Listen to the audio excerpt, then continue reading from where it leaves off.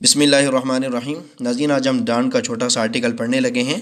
Charity organisations यानी ये जो तंजीमें होती हैं जो अमीर लोगों से सदका व खैरात वगैरह वसूल करती हैं और गरीब लोगों की माशरे में कफ़ालत करती हैं, ये उस बारे में आर्टिकल है।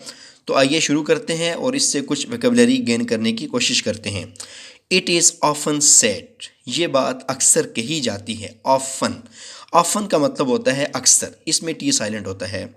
डेट वी आर लिविंग, कि हम रह रहे हैं in a global village. Global village एक टर्म है, इसका मतलब है जहाँ पे तमाम लोग एक दूसरे को जानते हैं। बट लेकिन अनफॉर्चुनेटली, अनफॉर्चुनेटली का मतलब होता है अनलकीली, बदकिस्मती के साथ। पीपल, लोग, दीज डेज, आजकल। हार्डली का मतलब होता है बमुश्किल। नो का मतलब है जानना, जानते हैं कि इसमें साइलेंट होता है।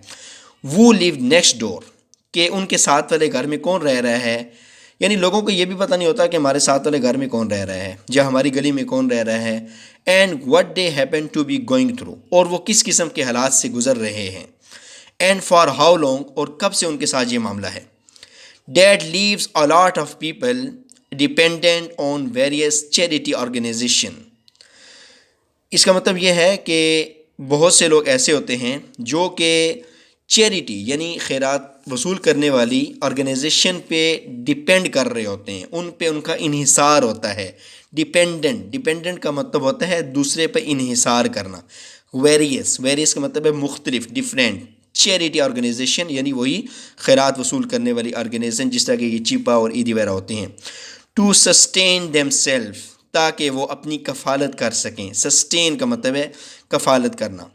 आई have no hard feeling against such organisation, इन तंजीमों के ख़िलाफ़ मेरी कोई ख़राब एहसासात नहीं हैं, यानी कोई बुरे एहसासात मेरे नहीं हैं इनके बारे में, मैं इनके बारे में अच्छे जज्बात रखता हूँ। एज़, क्योंकि they are feeding thousand of people, क्योंकि ये लोग खुराक मुहैया कर रहे हैं। फीड का मतलब है खुराक देना, जिस तरह के फीडर होते हैं, खुराक मुहैया कर रहे हैं थाउजेंड्स ऑफ पीपल, हज़ारों लोगों को।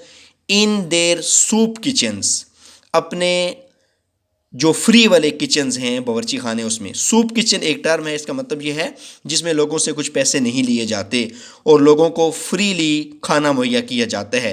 विदाउट एनी डिस्क्रिमिनेशन, बग़ैर किसी फ़र्क के, यानी कोई फ़र्क नहीं किया जाता कौन काफिर है, कौन मुसलमान है, किस मसलक से ताल्लुक़ रखता है, सबको वहाँ पे खाना दिया जाता है।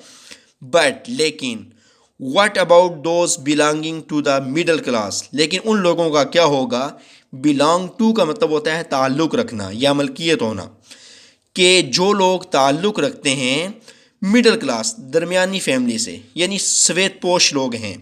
वो शाय अवे फ्राम, जो कि दूर रहते हैं। शाय अवे फ्राम एक टर्म है, इसका मतलब यह है दूर रहना, यानी बुरा महसूस करना किसी चीज़ से।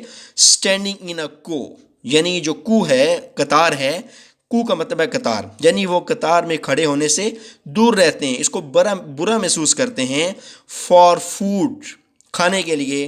टू अवॉइड हंगर, भूख से बचने के लिए, यानी भूख भी उनको होती है, लेकिन बेचारे वो सफ़ेद पोश लोग होते हैं, लेकिन वो इस चीज़ को भी नापसंद करते हैं कि वो कतारों में खड़े होकर खाना लें।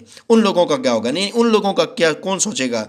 तो ये जो आर्टिकल है, ये हमें मैसेज दे रहा है कि अपने आसपास के जो सफ़ेद पोश लोग हैं उन्हें हमें क्या करना चाहिए, उनका ख्याल रखना चाहिए हमें।